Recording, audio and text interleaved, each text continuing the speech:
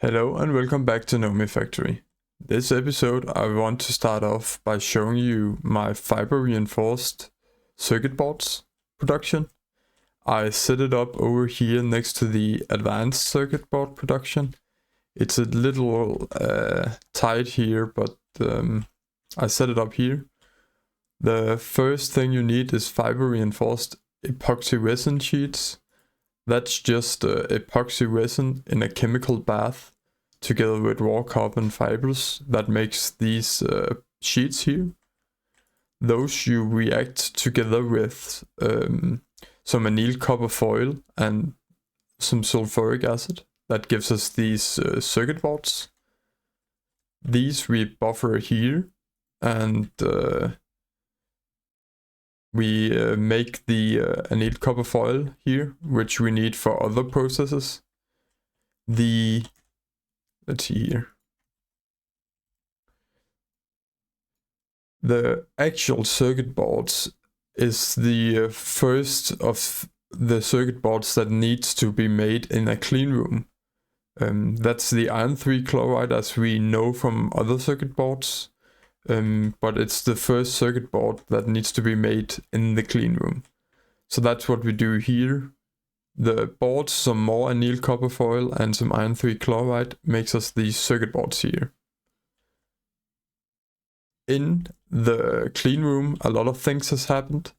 I set up an IV line with the IV circuit assembler here, which we used our first LUV circuits for.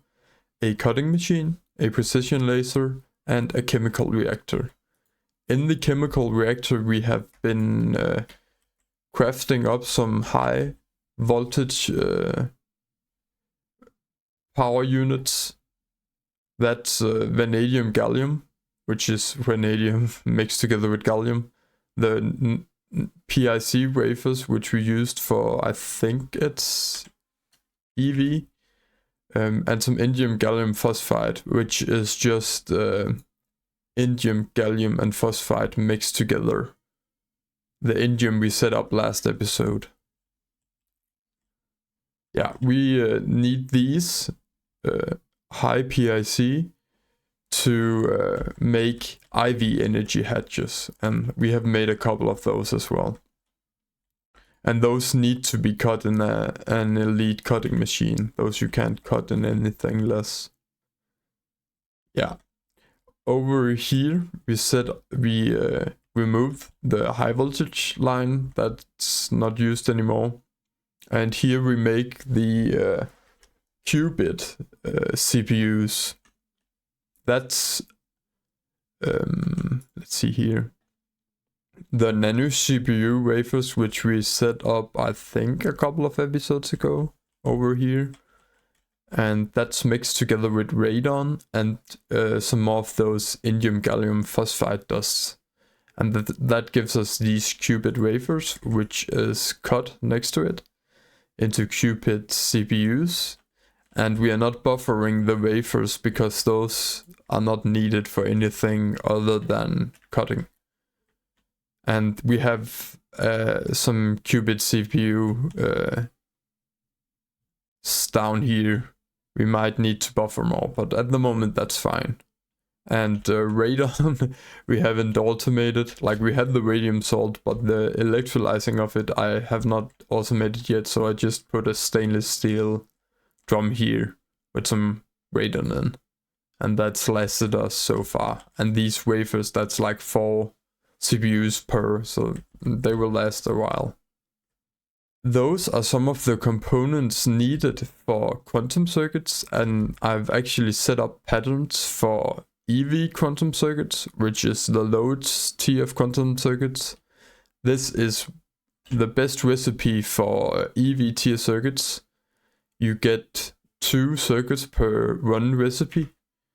Same goes with the IV tier circuits. This is the second best IV tier circuit, and you also get 2 IV circuits for 2 quantum circuits. Earlier it was just 1. Now we can make LUV cheaper as well. That's also a cheaper recipe. and we are able to craft up our first CPM tier circuits. We can't use them for anything yet, but let's see, CPM, we can craft up 2 of them, and we will use that for the LUV circuit assembler somewhere down the line. But these quantum circuits we can just craft up on autocrafting. Let's see, if we want an IV tier circuit, we can just easily craft that up, and we get 2 of them even. Before it was a hassle, but now it's just some SMD components and these nano CPU and qubit CPU, which we have on passive. I also sent a signalum plated microminer, the tier 4 microminer here. I sent a mission with that and a gemstone sensor. Let's see, this recipe here. This gives us dense lapis, dense diamond, dense coal, dense emerald, and some dense redstone. I did this for the dense diamond ore, which can be reacted with nitric acid into 16 diamond ores. These we can ore process to get some graphite. I think this is one of the only ways to get graphite without having to buy ores. And I think it's still running. Yeah, it's still running here, and we're getting a lot of graphite. See here, we have like 2000. It was a problem before. The graphite we need for graphene wires, and those are used, I'm pretty sure, for IV motors. Yeah, that's very important to make IV components. And the nitric acid I set up here, it's a very easy recipe actually. It's just oxygen, hydrogen, nitrogen in a large chemical reactor on a circuit of 24. And that gives us all the nitric acid we need. And also some water, which we are just trashing off. At the moment we are using most of our nitric acid, but we have a small buffer here, so that's good. This episode I want to get into fission, because we will soon need the components here that we get from reacting different kinds of fuels. We really want this scenarium here, because that means we can make processing arrays, these ones here, which are very useful. They are useful for parallelizing crafts instead of making the flowers that we made over here. You can just make a machine and then put some, let's say, IV benders into it, and then it will parallelize the IV crafts. You do need this scenario though.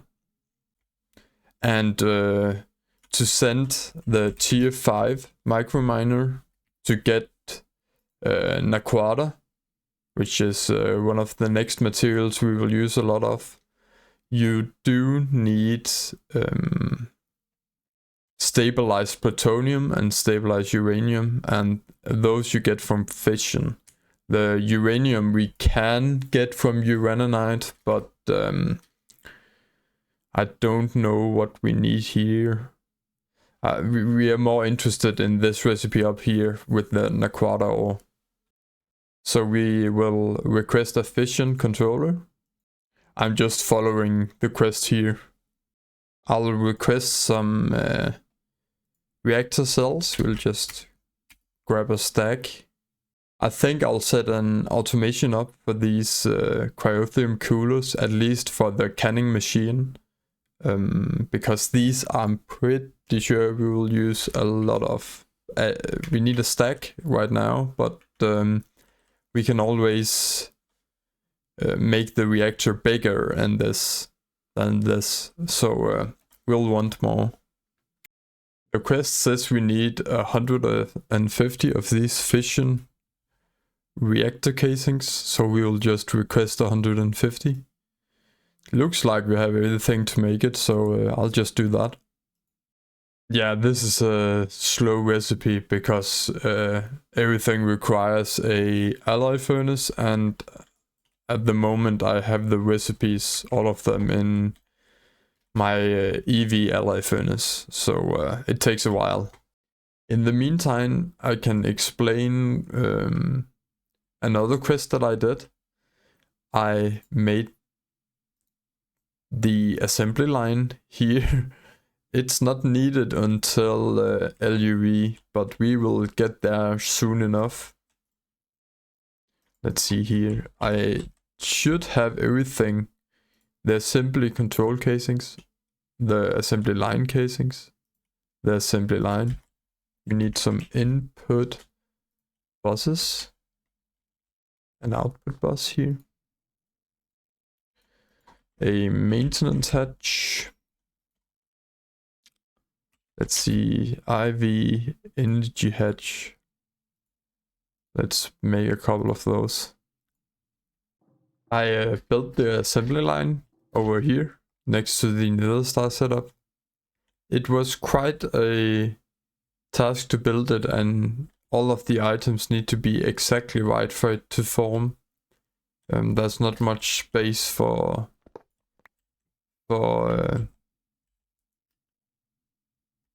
error, and these solid steel blocks and assembly control casings are identical, so those are the ones that mess me up. You just need to, yeah, be careful with those. And the fluid input hatches can go anywhere on the outsides here, where there's solid machine casings. And the metal here needs to be ULV inputs. It can't be higher than that. It needs to be ULV input buses and an ULV output bus. I've set up a actually addition laser setup here. It's just an interface on the actual additions item interface, then 10 lasers on each of the input buses, and then you need to link the first laser to the next, to the next, to the next, to the next, and so forth. And this crafts up the larger recipes that we need for the LUV motor. This one here. And we also need lubricant and soldering alloy, but we'll just put that into here, so it's in here all of the time. And we need to passive those two. Yeah, and this needs to be soldering alloy now. Before we could get away with using tin, this needs to be soldering alloy. The fission reactor casings finished up, so I want to build the reactor now. I'm pretty sure the amount we crafted is enough for a 5x5. At least that's what the quest says.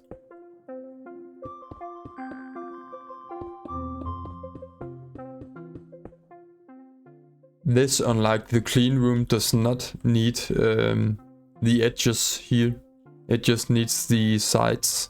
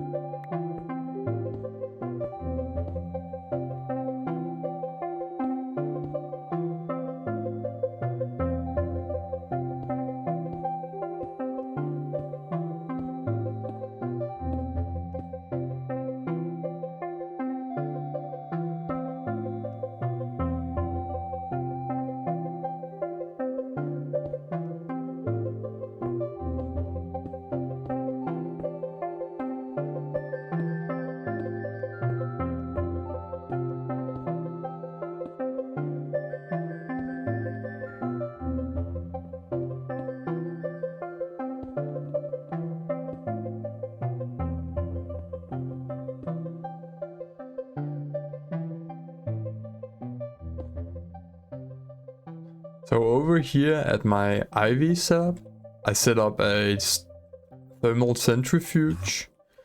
I've been centrifuging some thorium here. Let's see. in the centrifuge. This gives us prepared thorium-232, and 9 of these gets us TBU fuel, which I have 12 of here. This we can put into our reactor, and we can, with a redstone signal, make it run. And as you can see, there's negative heat per tick, which means we are not melting down at any point. It makes 19,000 RF, but at the moment I'm not using it for anything, because that's like 3 numismatic dynamos. It's not worth it. This we use to get depleted TBU fuel, which we can centrifuge in our IV centrifuge here. We'll make a automated setup for this, but at the moment I just want to see what we get out of it. These components here we can craft into different fuels. Let's see, we have this amount of neptunium. We can craft up some neptunium fuels out of this, or isotopes. And if we get one more depleted TBU fuel here, I think we can make another kind of fuel. We'll craft up some more of these isotopes. This should be enough for another fuel. This one here, LEN-236 fuel. We'll try and run that.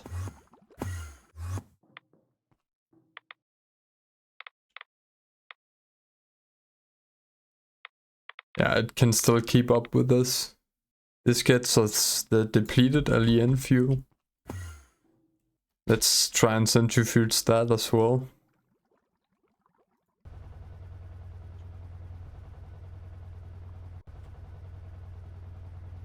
We get americium and plutonium-242. This we can get the stabilized plutonium out of.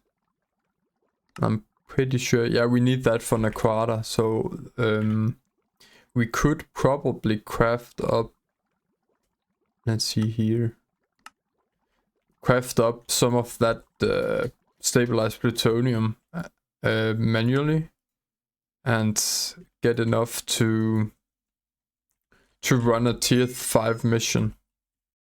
So I melted down some plutonium and some curium, and then fluid solidified it into a ball mold to get this stabilized curium and stabilized plutonium. These we just get from processing nuclear craft fuels and then crafting them into another fuels and then processing them again. It's described in this quest book, and you can also use JAI to do it. If you use an IV alloy smelter and alloy these together, you get something called sonarium. This here. And these we will be able to use to make processing arrays. These here. I crafted up 3 more reactors actually, or enough for 3 more reactors. I have 450 casings here, 3 controllers, a bunch of cryothium coolers, and a bunch of reactor casings, reactor cells, sorry. I'll just craft 4 of these reactors here to get it going. It will bottleneck, especially this TBU fuel one, but we have enough space in the chunk to be able to make it a little bit larger if it's needed. This is running on a server, so passive processes will over time stock up when I'm not playing, so it's not that bad if it's bottlenecking a little. I copied by shift clicking on the top one and then right clicking on the bottom one, and that made it copy to the bottom here. And I think if I copy this should work. It looks like it's in the middle. Let's see, and we probably manually have to place the Fission controller. And something is missing here. Oh, I don't have the cells in my inventory. Let's see, we will undo. We can always undo. And then we need to find the center again. So 1, 2, 3, 4, 5, 6, 7. 1, 2, 3, 4, 5, 6, 7. That should be the middle there, and then we go.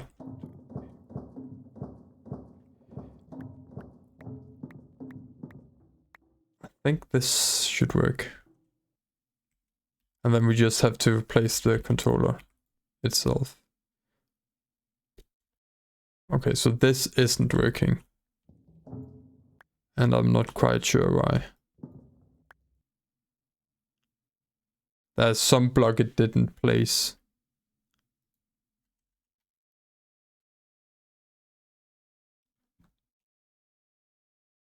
This one here. Oh, that's because there's a reactor port on the other one, and I didn't have that. Yeah, this works. So you can't just copy paste it if you want. That's good to know. I'll do that a couple more times and be right back. Yeah, so that took no time at all to build the last two. The first one takes a little bit, but it's very easy to just copy paste them. The TPU fuel that we are getting right now from prepared thorium, we are using just an IV thermal centrifuge. But I want to go a little bit larger than that. I want to make the, let's see here. This one here, the large centrifuge unit. The controller is no problem to make, and the lead parallel control hatch we already have on autocrafting. But these vibration safe casings are an issue. We need the alloy blast furnace for that. Let's see here.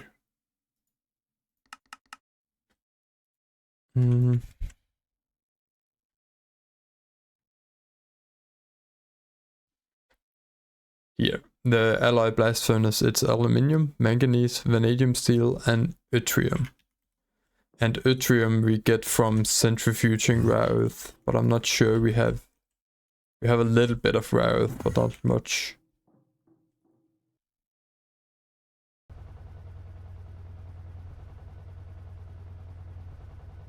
Yeah, we got a little bit of yttrium there, but probably not enough. I made a lot of it into yttrium barium cuprate. Either way, we do need the alloy blast furnace, and I'm ready to set it up here. Let's see how it needs to look. It needs to be a 5x5, but without the corners. So like this.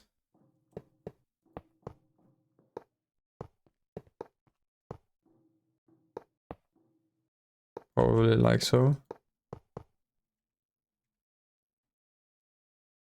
Then we need the coils. I'm crafting those up. I'm doing it at ASSG, so that should work pretty well. We need a muffler hatch.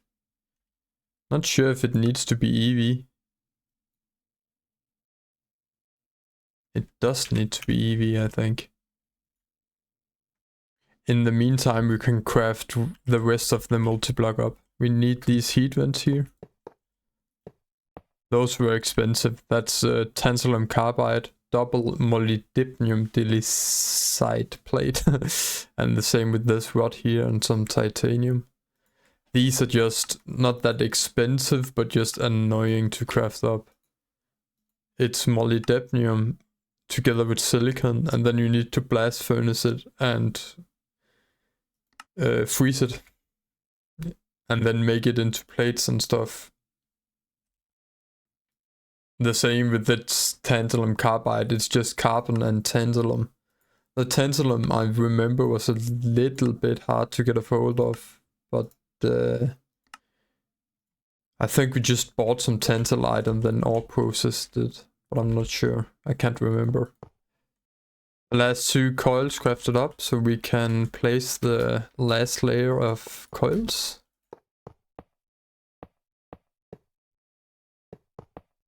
Like so. The energy hatch, I made a IV of. I'm not sure if you can run 2 of them, like a normal blast furnace. That's only 1 amp, so I don't know if that's enough. We'll just place it here. I have high voltage input and output buses, and the same with hatches. Let's see here, a input bus and a input hatch. Same with outputs.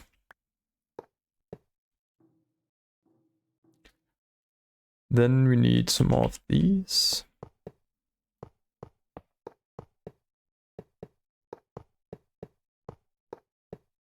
We need maintenance, and I made a low voltage muffler hatch to see if it would work.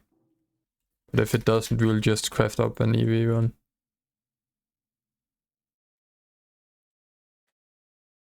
Yeah, it doesn't seem to work. We'll try with an EV hatch then. Okay, so the reason it wasn't working was because I had an output bus and this only outputs liquid. We'll see. Yeah, the muffler hatch can be low voltage, so that's fine. I made an EV one, but that wasn't the problem. And yeah, I'll try run it with 2 IV energy hatches.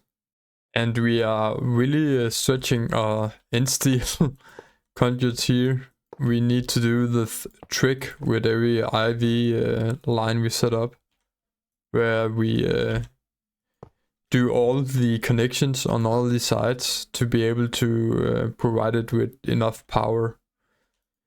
We could also just craft up signalum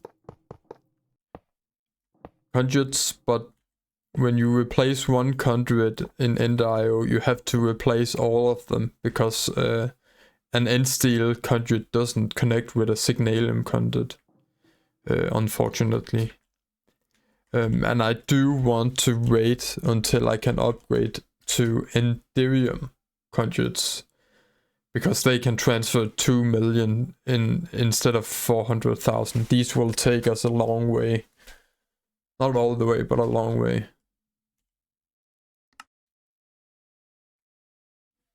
These can transfer almost 100 times more power than the ones we're using right now. But for enderium, we need, let's see here. We do need Naquada for enderium. So that's why I'm waiting a little. And we also do need krypton, which we can get from distilling liquid ender air. So we will need to kill the ender dragon soon enough. But for enderium, we need, let's see here. We do need Naquada for enderium. So that's why I'm waiting a little. And we also do need krypton, which we can get from distilling liquid ender air. So we will need to kill the ender dragon soon enough.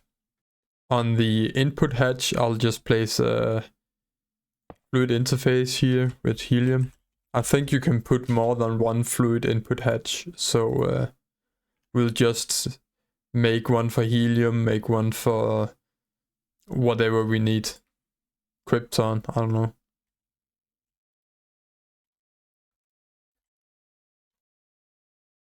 See, obviously connect this.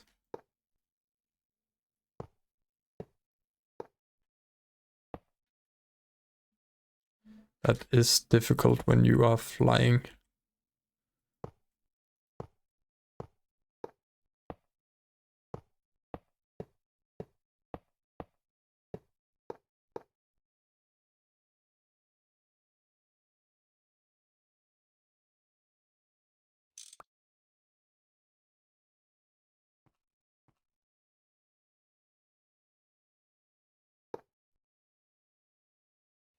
Like so. This is getting helium and should be inputting it. It is. And this we need to do smart, because we just solidify it straight away, I think. So that we will just output straight into a fluid solidifier. And then, let's see, we could put the output hatch there.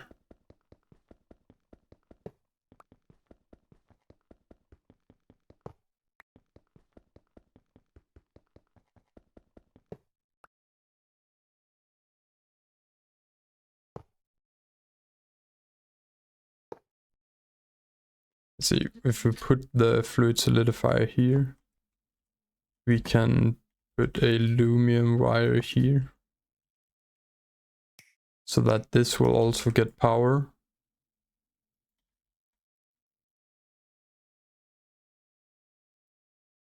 We then need a ingot mold.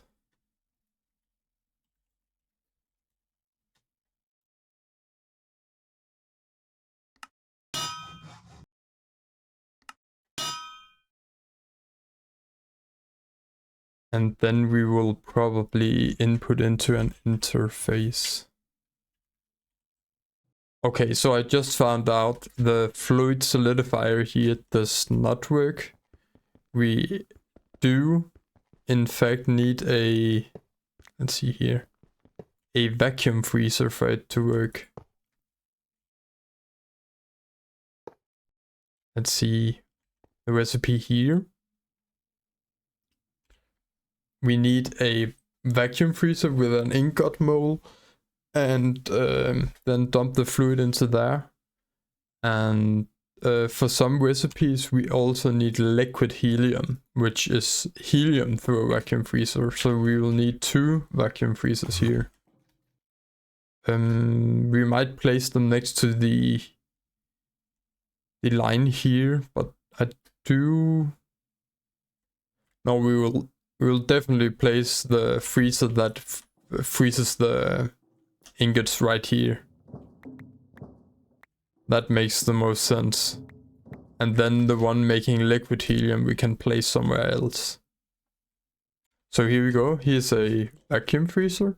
We have a mold in it, and we have a input hatch for liquid helium when we get that, and an input hatch for the liquid, the molten ingot of some kind, and then an output bus.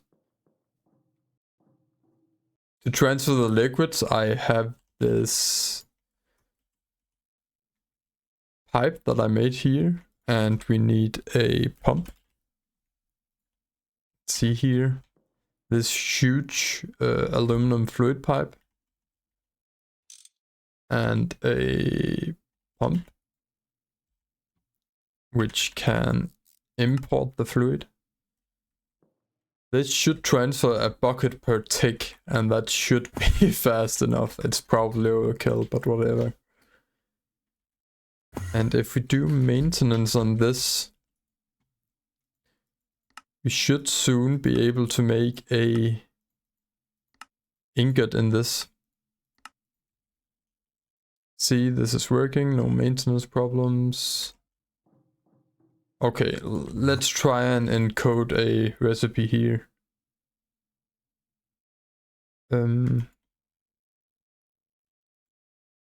Let's try and do this.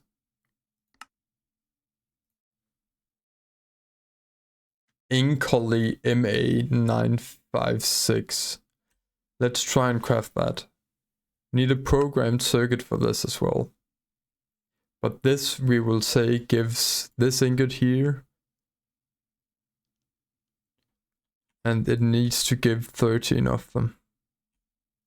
Like so. We do this because we don't buffer the fluid, so it won't get told that the fluid enters the system. It will just be the ingots that we freeze down. Place the pattern in here. And let's see if we can craft it up. Okay, so after crafting up some vanadium steel dust, we can order this. I'm not sure it will work, but we can order it.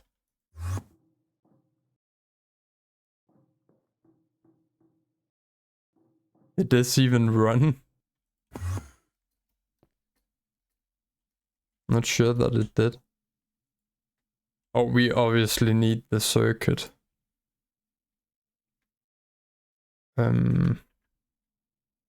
Let's see here.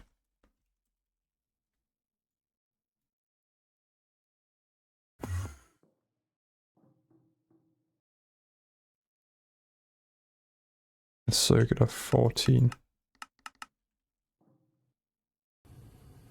This runs at least, so it can run the recipe, and it takes 33 seconds. And it's about to finish now. The vacuum freezer runs, and we are getting the ingots here. That's so cool. Why did we only get 3?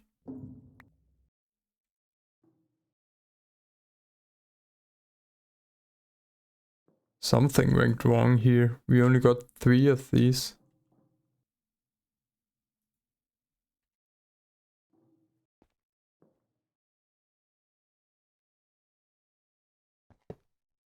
Okay, something went wrong. I'm not quite sure what happened here. Okay, so something definitely went wrong. I'm not quite sure what happened. Like one recipe just got turned into 3 ingots. That's pretty weird. But I think I'll try setting up the vacuum freezer next to it so that it will just directly insert no matter what. And let's see what happens then. And we will wait the 33 seconds. Let's see.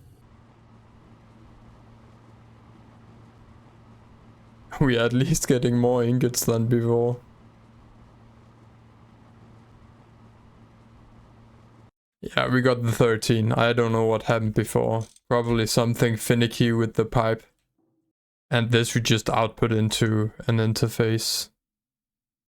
So a lot has happened since I got this alloy blast furnace to work. I have used it to craft up various alloys that are needed for some of the larger multi-blocks. I crafted up this maceration tower, and I actually crafted up 2 of them. These require these Xeron plates, which is this molten Xeron here, which requires cobalt, niobium, iron, nickel, and tungsten. The cobalt dust I got from ore processing nickel. You can get some cobalt out of that. Let's see here, nickel.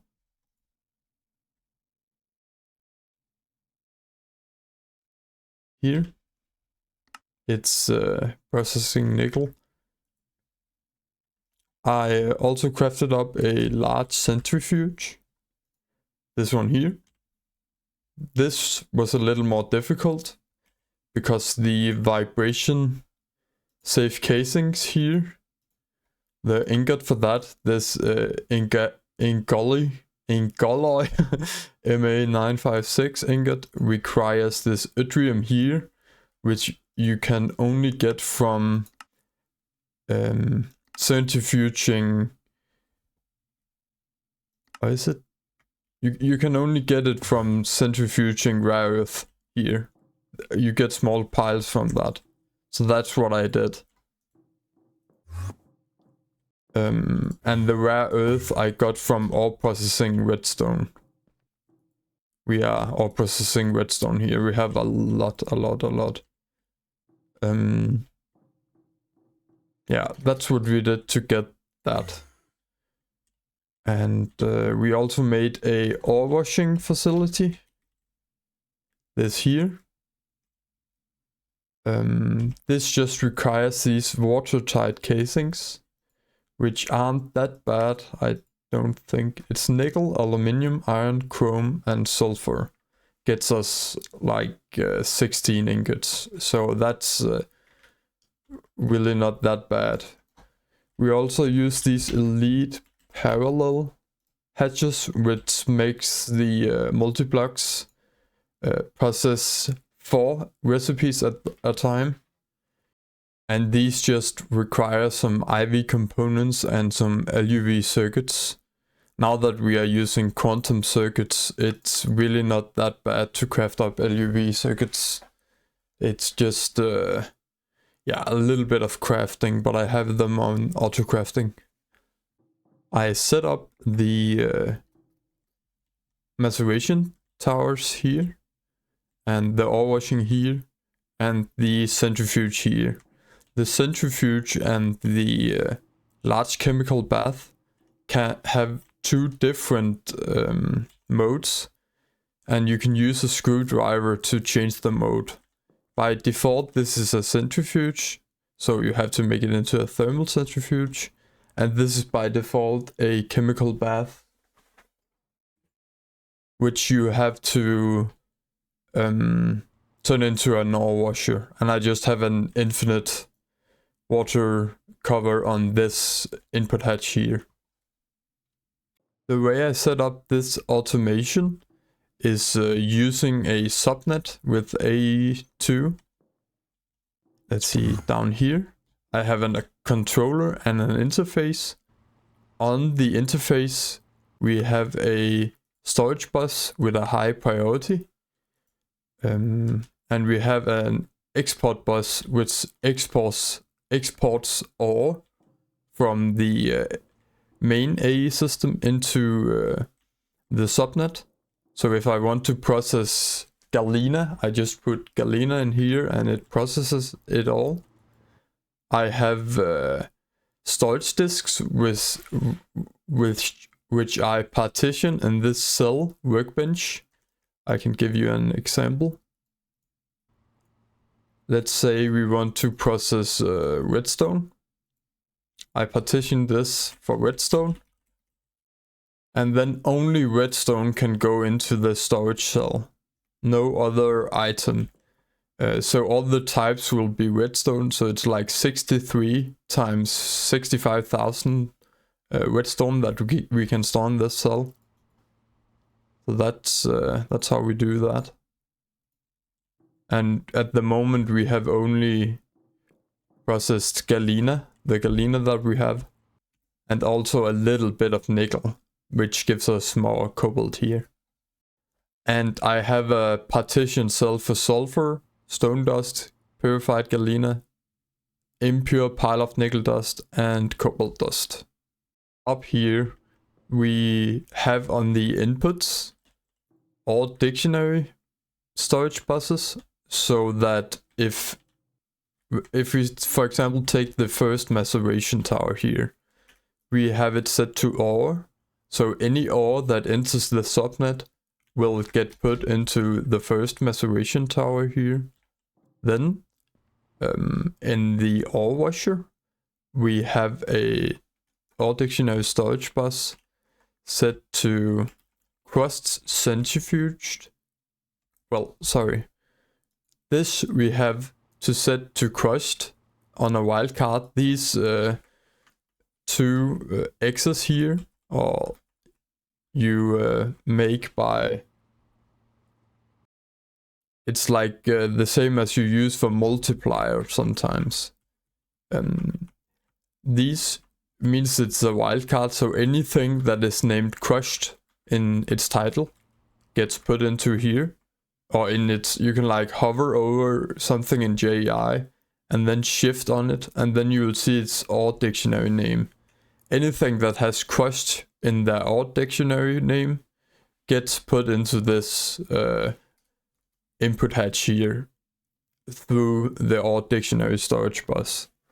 But I also have it set to AND This means and, this symbol here. And I also have a NOT. So crushed purified will not get put into the ore washer.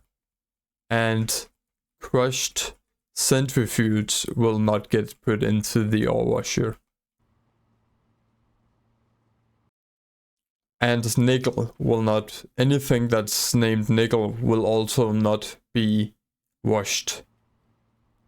And this is because to get the most amount of cobalt out of nickel, this dust here, we need to pulverize the nickel twice. Let's see here.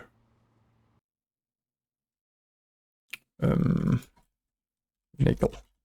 If you follow the, let's see here, the ore by products list, we go down here, macerated,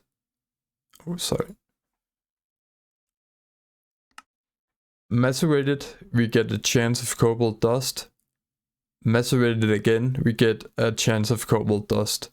If we macerate the purified nickel ore here, we only get iron dust and platinum dust. That's not what we want. And I'll go through every ore that we want to ore process and filter it correctly here through the ore dictionaries here. Here I want galena and sphalerite. We want the purified versions, because remember that we mix those together to get the indium concentrate, which is used for getting indium. So we want the purified versions of that. And this step after purified is thermal centrifuging it. So we don't want nickel or sphalerite to go in here. So anything that's called sphalerite and anything that's called nickel will not go in there. And also anything called galena will not go in there. And this first one just means that crushed purified will go in there. So after it's purified here, after it's crushed here, then purified, it will go in here unless we have told this ore dictionary storage bus otherwise. And the outputs are just outputting into an MES interface, which means it goes straight into the subnet here. And yeah, we have these partitioned, and you partition them in a cell workbench. And it's very important you have this storage bus set to extract only, because otherwise everything that goes into the main AE system can be put into this system here. Unless it's all partitioned, because one of these storage cells are not partitioned right now, because I want to see which byproducts we get. When we have every cell partitioned and we have no unpartitioned cells here, then you can set this to bidirectional. Look, I set it to insert only for a millisecond, and this pulsating polymer clay got put into it. But if we remove the storage cell that isn't partitioned, and we set this to, let's say we set this to insert only, nothing gets put into the subnet. So extract only until you have every cell partitioned, and then you should be good to set this to bidirectional. And you will put this to a very high priority, because if you have anything in the main network that goes into these partition cells, it will go into the subnet, so it won't fill up your main drives. And small note as well, it's important that the main system here does not touch the subnet. The only way it interacts with the subnet is the storage bus on the interface, and the export bus on the interface. Otherwise this won't work. I think I have the nickel set up correctly, so let's try and export bus nickel into the system and see what happens. These macerators are running, which is what we want. And let's see in the subnet here. We are getting impure nickel very fast, and cobalt dust at pretty good rate as well. I would say excellent rate actually. And the cobalt dust is important for various alloys. And I think in the future we will move the micro miners over to the ore processing setup, and then the ores will not touch the main network at all. They will just get ore processed, and then the processed things can be accessed by the main network, but the ores cannot. And this setup here is so much faster than the old ore processing setup. This has been running overnight, and it's not even halfway through the redstone ore I have. So we'll turn this off and just put it into the new ore processing. Okay, so it finished processing all the nickel I had. It looks like that we almost get as much cobalt as you do nickel, so that the byproduct is almost guaranteed. That's pretty sick. Next I want to try and get redstone processed, because we need the rare earth. Okay, so I tried to get redstone to work with this setup, and yeah, I needed to, let's see here, exclude redstone from the thermal centrifuge and insert the crushed purified redstone into the second macerator. And I couldn't get it to work with this ore dictionary storage bus, so that it would make the purified dust into redstone.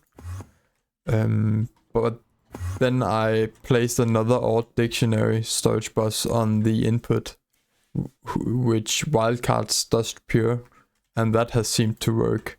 And this setup just gives us a lot of rare earth. If we see here, if we take a stack of redstone and go to ore processing and then drop it into the network, we just get rare earth very quickly. So now we need, I can show you, now we need to partition a cell for redstone, one for rare earth and one for cinnabar. So we go over to a cell workbench here, put in a storage cell, partition for redstone. Then the next we will partition for rare earth, like so. And then the last one we will partition for cinnabar, like so. Drop those in the disk drive.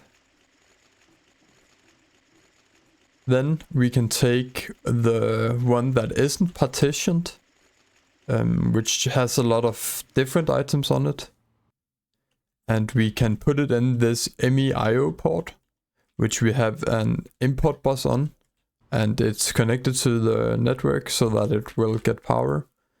And then we can place this storage cell in here, and then all the items from the non-partitioned cell will go into the partitioned cells. So this just imports everything from a cell into the drives here. And because we had space with the partitioned cells, it could extract everything from the disk. So that's a very nice way to do it. Now we are getting quite a bit of rare earth, and we are centrifuging it back in the main hub here at our IV line.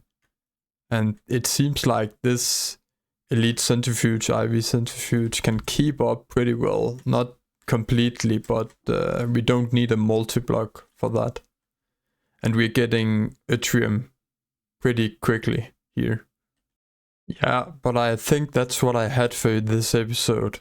I know we jumped around a little bit, did some fission, got bored of that, did some alloy blast smelting, and we then ended off with some ore processing.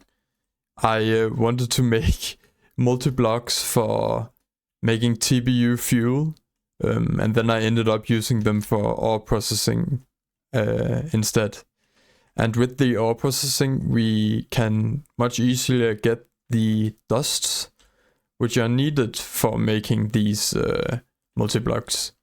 So yeah, that's a project for the next episode, is probably to do more fission, automating that so that we can do that passive process. I think we need quite a bit of the solidified fission byproducts, and we might also get to using the assembly line, but I won't promise too much. Yeah, but that's what I had for you.